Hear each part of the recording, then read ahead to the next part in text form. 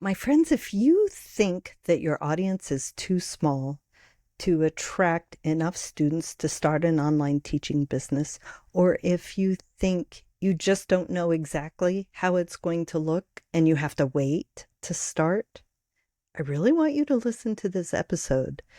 My guest today started her online teaching before she had a class entirely built. She started with a tiny list and she has built from there. She has adjusted her business model when something didn't feel right. She changed it. I can't wait for you to hear this. I'm Lyric Kinard, and this is the Creatives on Camera podcast. We come to you from the Academy for Virtual Teaching, where we work with artists and creatives who are learning to build online teaching businesses or learning video to market what they do. Let's get right into it, and I'll introduce you to today's guest. Hello, my creative friends. You are going to love this today. We are here with Lynn Christiansen. She is a member of the Academy for Virtual Teaching, and it has been so much fun to watch what she does with her online teaching business. We're going to talk about that today because there are so many different ways that a business can be organized. So it benefits you to hear about them all. So Lynn, why don't you introduce yourself and first tell us how you got into your art form. What is it that you do? So, hi, I'm Lynn Christiansen with Wanderlust Quilts. I'm waving at the camera for a podcast. I am a quilt pattern designer and teacher and the founder of the Wanderlust Quilt Society, which is the main part of my online business. And I don't have just one little niche of art because it's really hard to just pick one. But my patterns are mostly about the places that I've traveled. And that is kind of how the Wanderlust Quilt Society got formed. Was I created this pattern that was really big and had lots of different blocks. And when I was trying to write it for just a pattern, it was going to basically be a book. That's a lot. Yeah. And I wasn't ready to write a book at the time. So I had to figure out how I was going to deliver this product. And I was formerly an elementary school librarian and a teacher for almost 30 years. My hero. And like my librarian hat and teacher hat came on, and it was like, okay, instead of just doing like a block of the month, I can do like a little trip and a virtual tour with each block. And that's how the Wanderlust Quilt Society formed. So that is the basis in most of my online teaching. But I also teach collage, quilting, and then I also do a little bit of wool applique when people ask. It was kind of how I started as a quilt teacher. My local quilt shop, I worked there part-time because school teacher, and they ordered all this wool and then didn't know what to do with it. And they knew that I had worked with wool applique, and they were like, hey, will you teach wool applique classes? And so that's how I kind of got started teaching quilting kind of on the side of my regular. A little side hustle going on. Yeah. And that's how I started writing patterns, actually. My first patterns were wool applique patterns. Yeah. So that's mostly what I do. I do collage, applique, quilts just based on places, mostly traditionally pieced. And where and when and why did you choose quilting as your form of visual expression? So I started out as a child sewing clothes, like many of us do. Yes. And that is what my grandmother and my mother taught me, was sewing clothes. And I would make doll clothes and Barbie clothes and help them make my clothes. And I did cross stitch, and I think my mom taught me crochet a little bit, needlepoint. I did all the things as a kid. And I didn't learn to quilt until I was an adult. And I started reading the book series Elm Creek Quilts by Jennifer Chiavarini. Sorry, I probably mangled her last name. Sorry. And the librarian in me cringes when I mangle authors. We'll figure it And out. We'll put it in the show notes. we'll figure it out. I know how to spell it. I just don't really know how to say it. Right. Like most readers, right? We know how to spell, but we don't always know how to Mm-hmm. say them. And it was all about this quilter who started this like camp for quilters. And I just became fascinated. And I was like, I want to learn how to quilt. Oh, fun. And my great grandmother had quilted, but it was one of the skills she did not pass down to me. She did teach me painting and colors and all that Oh, kind of stuff. fun. She is the Nice. one that taught me needlepoint.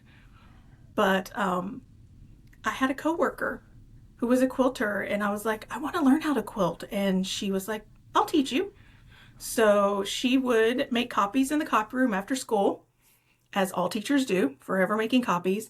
And I would sit there with my sewing machine, and she taught me about what a rotary cutter and what a, mat, like all these terms that I didn't know as a person who grew up Right. garments, basically. And from that point on, I was hooked. I wanted to Mm-hmm. make all the quilts, all of them. This happens. This happens in the quilt world. I have not quite seen it in other parts, in other mediums. But quilters, we want to do all the things, and you get hooked. You get hooked. It is such a lovely art form. So you're a school teacher. I don't know any school teachers without a side hustle, right? And you start working in the quilt shop, and you first start teaching there. When did you think, oh, I want to be my own quilt teacher? So the pandemic happened, Mm-hmm. and I was still teaching in the public schools. I was teaching at an elementary school. And I learned two things while teaching pandemic teaching with elementary school students. I learned that I really liked working from home. Mm. Now, I did not like being a librarian from home. That was awful because you really don't have a library. And I also learned that videos weren't scary because I had to constantly make videos of me reading books that then the kids could watch, for their library time. I had to make Mm-hmm. videos teaching people, this is how you log in. Here's your little button that you click. So I was constantly making videos when I had no idea what I was doing. And I learned it wasn't scary. I didn't love having to listen back to my voice over and over, but I got used to it. That's what we do. I got used to seeing my face because with all the Zoom calls, like you were constantly on camera, constantly Mm-hmm. looking at your own face, constantly going, what is that? Like, Right. all do, looking at our little heads and our noses and wondering what's going on. So it was the pandemic teaching that Mm. made me realize I kind of liked having my own schedule because even though we had to work and be there for meetings and all those kinds of things, you still had you were home. So for your lunch break, you could go and eat a real lunch, which most school teachers don't. Teachers don't do Yeah. that. So this is so key. I want everybody listening to hear this, that Lynn didn't know all the things. You weren't comfortable on video. You didn't know all the tech and how to make video. But because you had to do it over and over and over and over and over again, you figured it out. The only way to get better at a thing is doing the thing. Yeah.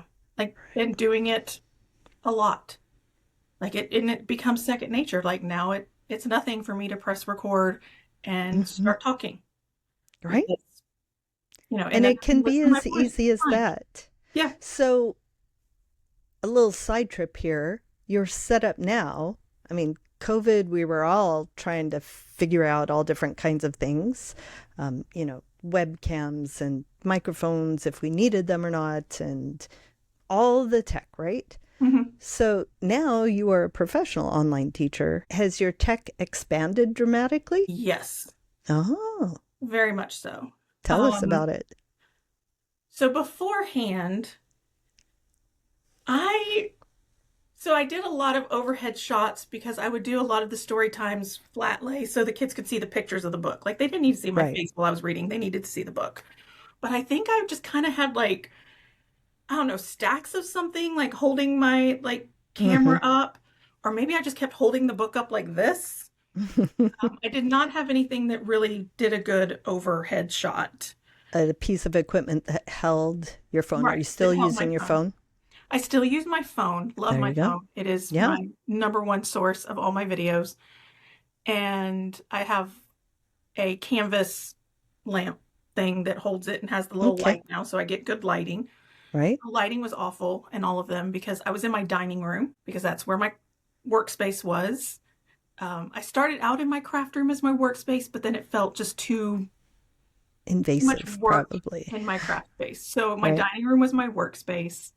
I didn't have any sort of front light, so I Hmm. would have to kind of like turn just right for the windows. I could only really do videos at certain times of the day. Because you were using natural light. So Hmm. the canvas is a desktop phone holder.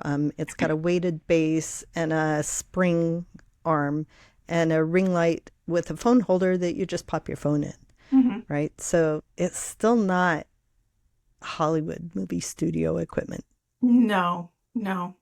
I mean, it's literally I just stick my phone in and click the little light button. right? And having that light when you are doing overhead recordings, even if the light in your room is really good, when you have a phone over the thing you're working on and your light is from the ceiling, it casts a shadow on what you're doing. So having something to light underneath the piece of equipment you're using is excellent infill light, right? Yeah.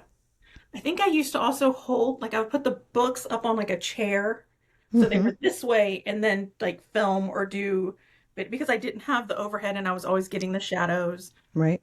Um, we used we used a certain software at the time. I think we used like Screencast or one of those that was Mm-hmm. like allowed teachers to use for free during the pandemic because they were like, Right. let's help teachers Desperate. out, right?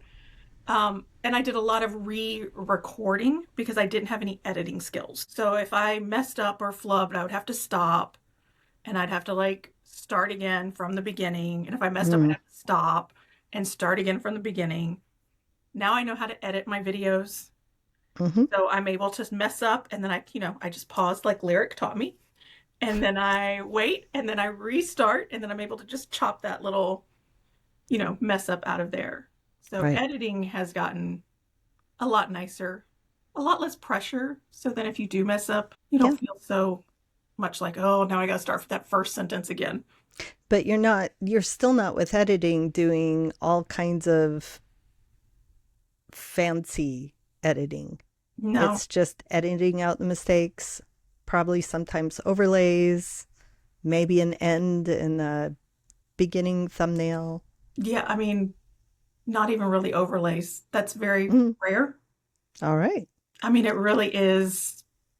Here are my hands teaching you the thing. Mm-hmm. I only really, and I think sometimes my cat walking across or me messing up is just, I'm human. So a lot of times I leave some of that in there and I'll I just have go, heard from so there's many people Dolly. that when their cat shows up in their video or their dog goes crazy or something wild happens around them, the kids start running around in video, that when they leave those in, when they're on public spaces like YouTube, that those things get the most views. I mean, they see you're real and they see the it's relatable, right? Right. And people just love pets. I mean, Yeah. I don't sometimes I think maybe I should borrow somebody's pet and just, Borrow you know, mine. have an obligatory cat butt video at least once. She insists, like, she sleeps all, I have two cats, and you only ever see Dolly because Reba does her own little thing. Mm-hmm.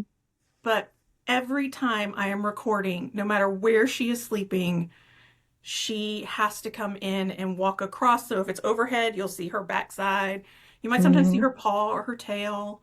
I've closed her out of the room for today so she wouldn't come in and be noisy, but she's really unhappy with me.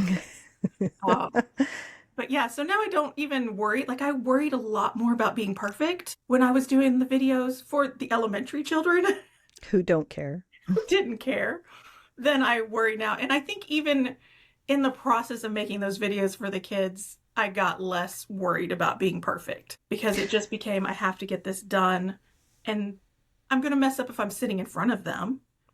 It's Right. okay if they see Miss Christiansen do something goofy or silly in the middle of this It's little lesson. more really honestly, I firmly believe that right now, especially with AI, that is so important to be just flawed. Be yourself.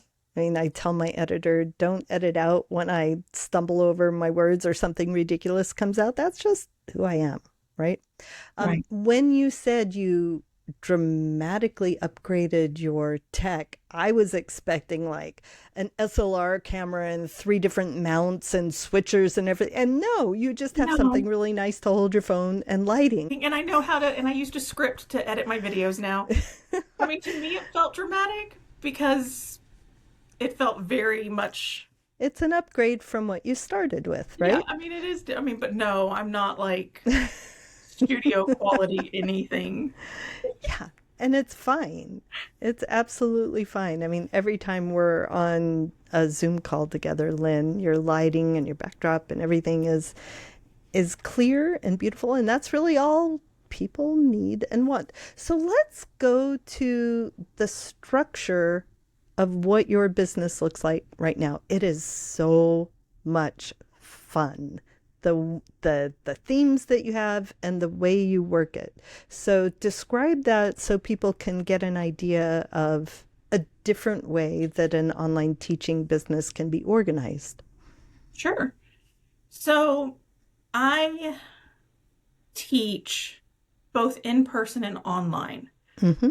And so I do offer guilds my lectures for both. So I have like a little simple little website that just explains all my classes. All of those can be done either online or in person. And now I have, and then I created the Wanderlust Quilt Society, which is, it's not really a membership, it's a block of the month program. You sign up once, join the program, and you're in, and you just stay throughout the whole, part time of the program. And So is it time delimited? Is it like a 1 year process or yes, thing? yes. So Okay. right now we are doing the Irish adventure. This Mm-hmm. is our third adventure, no, our fourth adventure. And so the Irish adventure started in January. Each month they get 2 blocks because we're making a little row sampler quilt, and we visit a place. So like right now we are visiting Dublin. And so in it, it's basically set up like a course. So they see the blocks and then they see like, here's some fun information about Dublin. And we're making the Guinness block this month. And then I include like, here's some Guinness recipes. Here's a Google Earth of the area around the Guinness storefront in Dublin. And I give them links to just some fun things kind of related Mm-hmm. to whatever we're doing that month. So that runs through, usually this one's 7 months. They usually run about 7 months. Mm-hmm. And then I do like a little short, what I call a weekend getaway, kind of over the holiday season, because it's an easier block because my quilts tend to be a little more complicated with the piecing. Mm-hmm. So last year I did the weekend getaway to Cozumel, and it was just Mm-hmm. three weeks, I think, maybe more than that, 6 weeks. It was just 3 little stops. Instead of modules, we call them stops. Mm-hmm. So it's stop number 1, stop number 2. This year I'm thinking of doing some sort of holiday around the world event and collaborating with some other designers. Is this included in the the container of the block of the month thing that they buy, or is it extra? It's extra. So Okay. each event is separate. So I have some students that have done all of the Wanderlust events with me. We've done the Rhine River, we did Cozumel, we're doing Ireland, and we did Yellowstone. So those are our adventures we've all done so far. And I've had some people do all of the adventures with me. Mm-hmm. My founding members, they started with me in the Rhine River and they've been with me all the time. And they sign up each time. I have some people that only join me for one. Like I had Mm-hmm. some people that only joined me for Yellowstone because they wanted to make the A Yellowstone. Yellowstone quilt. Right. They've been there. They wanted to share the experiences with others, make the quilt, have it as a little souvenir. And then you do a mini course over the holidays. Yeah. Okay. So it's structured kind of like a course because you have output on a drip schedule, Mm-hmm. right? Twice a Mm-hmm. month, and there's written content, there's the pattern. I absolutely adore the whole theme where you're visiting places. The travel theme is such a clever and wonderful way to center the experience, right? You have a thing that it's an experience that you're providing. Mhm. And I love travel like so much. So actually, I would love to see all their travel stuff more than I would actually make the quilt. I'm terrible at I don't want to make quilt blocks. I can make them, but they don't bring me joy, so I I don't. have I some want members, somebody else to make them for me. yeah, I have some members that only make one or two. Like some Mm-hmm. people don't make, and it's a low, I call it the low stress choose your own adventure block of the month program Oh, nice. because, when you go on a trip and you travel, there's different types of travelers. You have the travelers that like to kind of hang out, read their books, just enjoy the ambiance, right? Sit in the cafe. You have the Mm-hmm. travelers that have to go do all the hiking and all the sightseeing and see all the things. You have Mm-hmm. the travelers that are like doing the skydiving and the rock climbing and, the water rafting. So there are different kinds of travelers. So there's different kinds of quilters for block of the month programs. So we have the very low stress block of the month program. If you're just there just to enjoy it and you were like, I'm only going to make the leprechaun, I'm like, great. Here's some options on how to make it into a cute little mini quilt. Right. So, Now, can people join at any time if it's a 7-month container, a 7-month time delimited program? Can they join? I want to stop for just a second and give you a little bit more information about the workshop validation and pre-launch lab. How's that for a mouthful? It's a course we teach at the Academy that helps you plan your course and do real outreach. Survey your students, whether you have a following or not, and you build your marketing material. You build the basics that you need to take real registrations for a course you haven't even built yet. And then you go on with those students and you build something together that's better than it ever could have been if you built it without their input. And because you have done the market testing, because you validated your idea with real students, you know that it's something somebody wants. So you don't build it and sit there and wonder why nobody's showing up. We invite you to join us. Registration is open right now. You can go to academyforvirtualteaching.com and look up the workshop validation and pre-launch lab. I would love to see you there. no, they have to join at the beginning. All right. But starting this year, now that I have several little adventures, I'm going to do what's called the self-guided adventures. Mm-hmm. So right now we have like monthly Zoom calls. We call them pit stops. We also have a book club. We have a book club where we read books based on the area because the librarian and me can never stop being a Of course. librarian. And so we have all of these extra little things, but I'm going to take our adventures and turn them into self-guided tours where it's still the blocks. It's still, there's video content that walks you through every step of the block. So there's the video tutorials because, like I said, some of the blocks can be a little tricky and complicated. So there's a video tutorial for every block. It'll have all the cute little extras. It just won't have any of the live Zooms or, the pit stops. And I'm going to call those self-guided tours. And so then people can choose to go like on the Yellowstone self-guided tour. They can make the quilt or only one block from the quilt. I'm not judging And they anybody. can buy it at any time. So And they can buy it now, anytime. Mhm. so you create this adventure. Mhm. Probably you're creating it as you go, right? Yeah. It's ahead, but yeah, like Yeah. it often is okay. The fifth, like everything releases the 15th. All right, stop number 4 is opening on the 15th. Are all the blocks ready for stop number 4? Are all the videos ready? Yeah. I better get everything ready. Yeah. You've got the concept, you've got the plan, and you open it for registration, but the course isn't, the whole adventure is not entirely built yet. You do it as you go with it. It's a live experience where you do it together. And now you have all that content. You've got, what, 4 or 5 different adventures, Yeah. and you have all the content. Mhm. And what a fabulous evergreen product now Mhm. that people can buy it anytime they want. And it doesn't rely on you adding any more hours to it. Yeah, I'm kind of excited about it. I'm excited about people getting to do it and see it.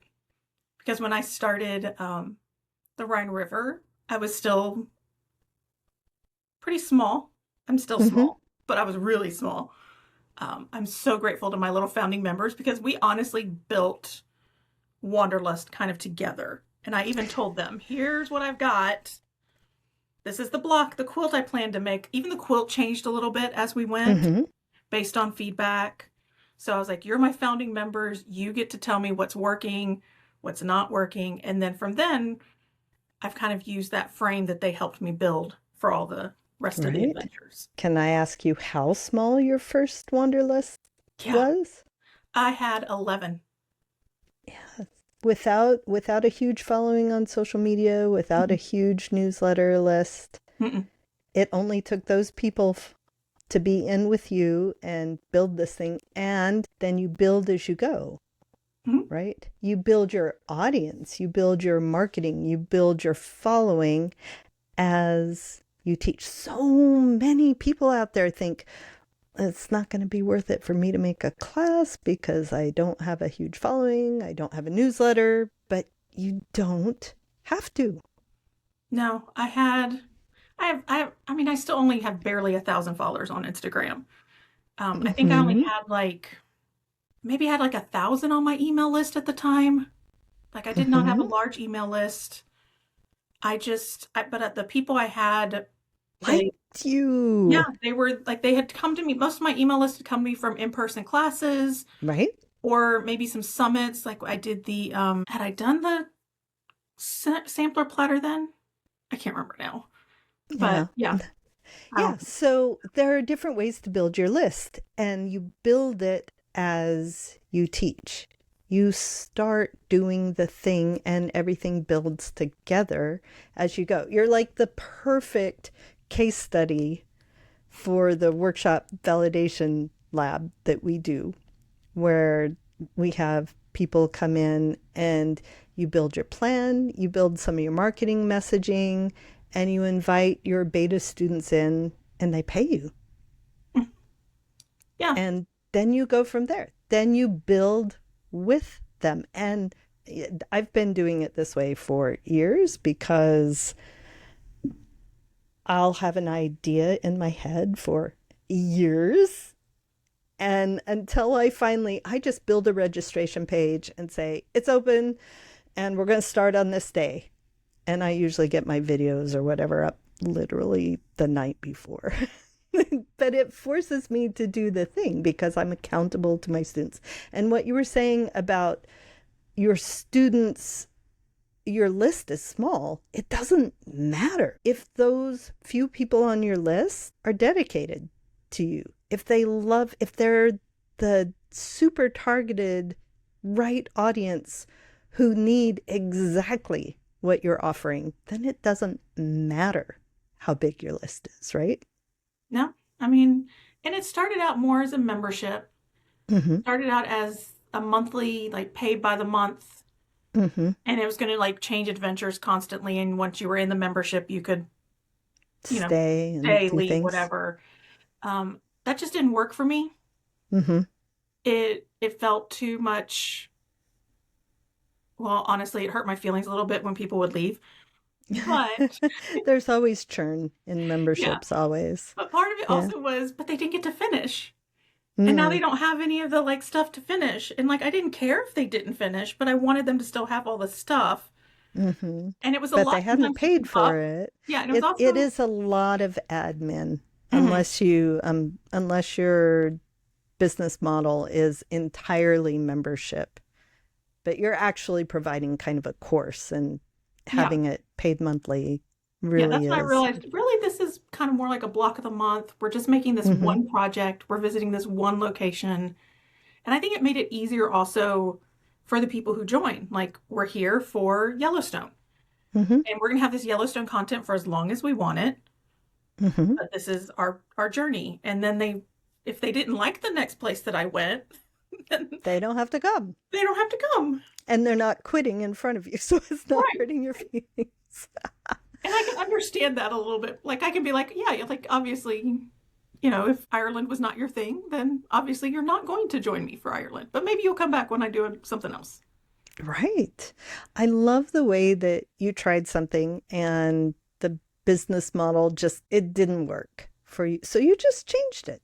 People think they have to, when they're starting out with online teaching, they have to know everything and have everything planned out, and this is the way it's going to be. And it is good to plan it out, but sometimes it doesn't work when you're halfway through.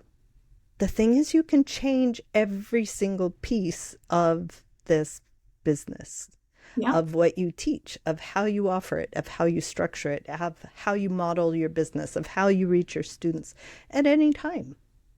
It's Yeah. flexible. You make it work for what fits your life, Absolutely. right? I think that's also the public school teacher in me. Mm, You were always having to adapt. You're always having to always. change. You could teach one lesson in one class period and then be like, oh, this isn't working for this class period, and completely have to change it. So Right? that kind of adaptability and flexibility it's just part of who I am now. Like, Right. oh, this isn't working. How can I fix it? Or I'm not really enjoying this, because sometimes it's about me. Mm-hmm. Like, I'm not really enjoying this, doing it this way. I'm not enjoying spending all my time figuring out who's paid when, where, how, because, it all hits at different times Right. with memberships. I'm not enjoying feeling like I didn't deliver all the content they deserved. Mm-hmm. So I'm just going to do it this way. That way, even if they don't even like log in at the beginning, it's still there. It's Yeah. still there for them at any point in time when they are ready to go to Ireland. Excellent. Excellent. Such a good case study, such a good example of how this can work and how it can change and how it can be flexible. You mentioned different ways that you built your list. Mm-hmm. It was small, maybe you didn't even have one at the time. I do the same thing. When I teach in person, I bring a clipboard with a sign up, and I actually put little postcards. I have a clipboard that opens up and has Mm-hmm. containers. So if they sign up, they get to choose a postcard, and it has a QR code to my online classes with a 15% discount code. So there's a little incentive there for them to sign up, and I get the emails and names to build my list slowly. I did try a new thing just this last week where I took a picture of that. Usually on the airplane on the way home, I'm inputting into a spreadsheet, right? I took a picture and asked AI to do it for me. I'm not sure it's ready for that yet. I didn't specifically put on the sign up, please print clearly. So it made the spreadsheet in like 2 seconds, but then it marked almost every single line saying, I can't read this letter. I can't do this. So I had to go back and check every single thing myself. Someday that will be easy. But you build your list bit by bit that way. And then let's talk just a moment about summits, because online summits are all over the place, and it's also an interesting business model on both sides. I'll have to get another person on who runs a summit. But from the teacher side, they're all run a little bit differently, but usually it's a group of teachers. Often we send in a pre-recorded lesson, right? Right. And the people who attend the summit sign up for free. So we're not getting paid. The person who is the summit leader is actually putting in weeks worth of work. It's a lot of work. But then they offer upgrades to keep the recordings, and that's how they earn money. The teacher can advertise it. Usually you get an affiliate link. So if you do advertise it and people sign up through your link, you get a percentage. But the real thing is list building, right? Exposure, which, I'm iffy on so many things about doing it for exposure, but purposefully building your list is more than exposure. Your list is your most valuable asset. So how did you participate in a summit and get those emails? Because they don't just give it to you. People have to agree Yes, to give you their email. they do. One thing that I really enjoy about doing a summit is that they're not coming to me just for the free thing, because a lot of times lead magnets are just free, patterns are free. They're coming to me through my teaching. So they've seen me teach and they know my teaching style. So they're more likely to stick around and stay with me, which I like. And then they're more likely to want to take more classes from me. So I've done different things. The most current summit I'm doing right now, I'm doing the Quilters Life Summit at the time of this recording. And I did a tutorial on mini quilts, like making small quilts with small pieces and little tricks. And the freebie that I offered, which really was the, give me your email and you get the free pattern. It's just basically the pattern more written out, a little easier to understand than, just the video. Sometimes I've done like supply list type things, like my favorite tools that I use for, like when I've done wool applique, I've done like a list of things about just a tip sheet. Right. Wool. So what happens when you submit your video for a summit is the people who register can choose to look at your thing. And on your tutorial, whatever you've put in, there's a way for them to get something, but they have to come to you and sign up for it, and you have to deliver it, right? So you have to have that system in place. It can be a Google spreadsheet that automatically gives you, or a Google form, and the automatic reply sends them to a Google folder with the handout. So a handout for the class, a tip sheet, like you said, the pattern full out. When I did my abstract design class, I have a critique cheat sheet that has questions about the elements of art that you ask yourself when you're designing, because I work with artists, right? Or aspiring artists. So then you get their emails and then you put them in your email list. If you have an email delivery platform already, you can have this whole thing set up. Like most platforms can do this. I use the Zenler online course platform for a lot of my things, and you can build a marketing funnel where it is a PDF or a video that you deliver. They give you their email, they immediately get the PDF. They're automatically added to your system. You can build an email automation where they sign up, and then every couple days they get just these nurturing, here, let's be friends kind of emails, right? That aren't any more work for you, right? So I'm curious what platform you use for your experiences, your trips, your tours. I forgot Wanderlust, for your Wanderlust Society. And what does it include? What does your tech stack look like? So the Wanderlust Quilt Society, all of my online courses use MemberVault. All right. It felt, because I was used to using Google Classroom. When I was a teacher, that's what we used to, because then, after the pandemic or during pandemic, we had to not only create the videos, we then had to start creating courses inside like college level things. Google Classroom. Yeah.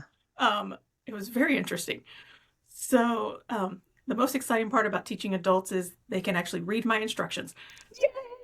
Right? Most of the time, you would not believe how much time I spend helping people log in. So I use MemberVault because it looked and felt the most like what I was used to working with. Sure. And so on like my on-demand, anytime I do an online like a live Zoom course, like the meat of it is there, and then the Zoom, is done obviously through Zoom, but everything is in MemberVault. So it has a payment system? It has the payment system. It has the structure where you can input your Right. material. Yeah, it has the module structure. It has like where you upload the documents. You can Hmm. upload videos. It's got the login system, so only people that have paid for it can get into your. Yeah, Does it have an email delivery system? it does not. Okay. What do you use So for that? I use Flodesk, Okay. which Beautiful. Flodesk not, is great. yeah, it's not one of its compatible email systems, so I have to use Zapier. Hmm. Which Yeah. is another technical subscription that Yeah. ties different things together. It's really useful. It Yeah, it does. basically says if somebody signs up for the Irish Adventure, it then pings Flodesk and puts them into Flodesk in that little category. So then With they a get the tag. email. Hmm. Um, Okay. but yeah, And all of these things can be pieced together. I mean, I have at times had my WordPress website and MailChimp for my newsletter, and they were integrated. So I could put a MailChimp pop-up on my WordPress site and it would tag them back and forth. So if you're starting new and don't already have something, you know, these are things to consider. hmm Are your different systems integrated, or do you want to get an all-in-one? And I hate to tell you, people, there is no perfect system. Every single one of them has like a fatal flaw, and you just have to get around it and deal with it. And we're all at different places, right? I don't know much about MemberVault, so that was really interesting to hear about. That's yeah. great. They don't have, so I also have Shopify, which runs my website Mm-hmm. and runs my shop because Mm-hmm. MemberVault does not have a product Right. section, so you can't sell like your patterns in Yeah, Member. if you have physical products, there is no online course platform that works well No, for selling, for keeping track of inventory, for taking shipping and weight into consideration, for printing labels, for all that stuff. But Shopify is super easy to use it and you is. can link it in. Yeah, I had yeah, that too. yeah. I had no idea what I was doing, but I still figured it out. Yeah. Yeah, and then I know MemberVault does have like a blog Mm-hmm. section, which I don't use because I use my Shopify blog. So if you were just doing courses, Mm-hmm. it has a lot of the features. I don't know if it has all the features. Everybody does their courses differently. It works for Right. what I do, and I'm pretty comfortable with it, pretty happy with it. Yeah. You've heard me over and over in the academy say, use what you've got, use what you're comfortable with until it absolutely does not work anymore. Hmm And then look at other things. But it is when you are beginning or as you are building your business at any point, it is not worth the break in time that it takes to research and learn something new if you already have something that pretty much works. Yeah, I mean, there's a lot to learn, Hmm. a lot of Always. software out there. So sometimes when you get to the point where you're finally comfortable, like, and you finally are like, okay, I know how to quickly get in and update my class and add these things, or in Shopify, I know how to quickly add my products. Hmm. It's a good feeling. Hmm. It takes practice. It does. It takes a And the lot of thing is, learning. you don't have to learn all of it. Mm-mm. In whichever system you're in, you only have to learn the part that lets you do the next thing. Oh yeah. Like I know that Shopify and MemberVault, because MemberVault is really good at communication. Hmm. They're always telling you their updates. They're always like doing Hmm. little summits to like how to better this, that, or the other. And I'm usually just like, I don't have time. sticking with what I know for right now. So Yeah, yeah, like you don't have to do all the things with even the website you're using. Just figure exactly. out the little bits that you need, and then eventually you learn a little more and you keep adding a little more. And there you go, right? And you start small and you just go. You don't know how to make videos, but you make videos anyway. You don't know how to edit, it doesn't matter. Just get them out there. Um, I love this example of just growing organically, just editing and revising your business model as you go. You try it out, you try it and see. And if it doesn't fit, if it's not comfortable, you tweak it and you change it. That's that's an amazing way to develop your business. And you've developed just such a fun and wonderful business. Does your business, so you're not teaching anymore, right? I mean, elementary school. Right. So I do this now full time. I'm still pretty small. Mm-hmm. I have a very supportive husband, so I always have to like do a shout out because he takes care of most of the household stuff while my business is growing. Mm-hmm. But he is a real estate agent. I don't know why I said was. He is a real estate agent. And when we first moved to North Carolina, he decided that's what he wanted to do full time. And so it was one of those, okay, give yourself like a deadline. Like, how many years do you want to be able to like help support the family? And until then, I'm the one with the income. Mm-hmm. And so that's what we did. And so it kind of felt like our kids were finished with college and I was ready because I was starting to get more and more bookings during the day and during the weeks. And Mm-hmm. I hated having to always say no because I was having to work. And so we just kind of took the leap and he was like, okay, it's your turn. You take some time to build the business. Let's decide how much time you've got. I keep telling him 10 years. But 10 years to be an overnight success, right? which is not a lie, No. but it doesn't mean it's 10 bad years. Oh no, I'm having a blast. Important. That is so important. I'm teaching what I love. I'm helping people be creative. And I'm still using my library skills Mm-hmm. in different ways. And You're building a business that supports the kind of life that you want to have instead of you being a slave to the business. Yeah. Right. That's so important. So important. Well, Lynn, this has been an absolutely delightful conversation. I have enjoyed it so much. As always, I always love when I see you inside the Academy in our Business Builder program. You're a graduate of our signature course, and to see the way that you are using what you learned there is gratifying.